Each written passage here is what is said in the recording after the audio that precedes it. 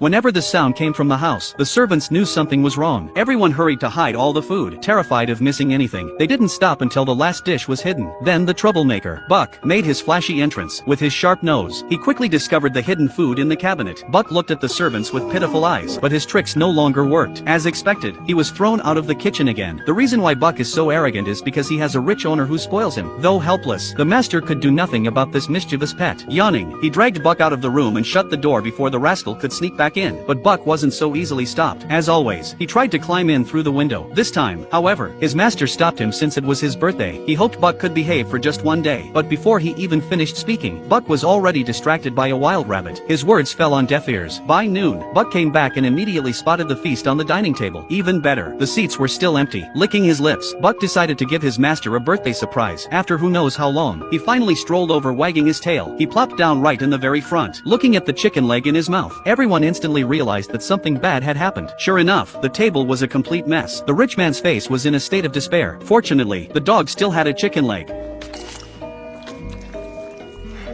That night, Buck was locked outside for the first time. No one expected it would be forever. Late in the night, the gardener came to Barker and used food to lure him into the car, thinking it was a game. Buck hesitated for an hour before jumping in, but the moment he turned around, the cage was locked, and no matter how hard he tried, he couldn't open it. That's when Buck realized the gardener had sold him to dog traders. Watching the castle fade into the distance, Buck was filled with regret. After the dog cage was traded between dealers several times, Buck finally saw daylight again. He saw a world of ice and snow, and he came to the end of the wilderness. Skagway, Alaska.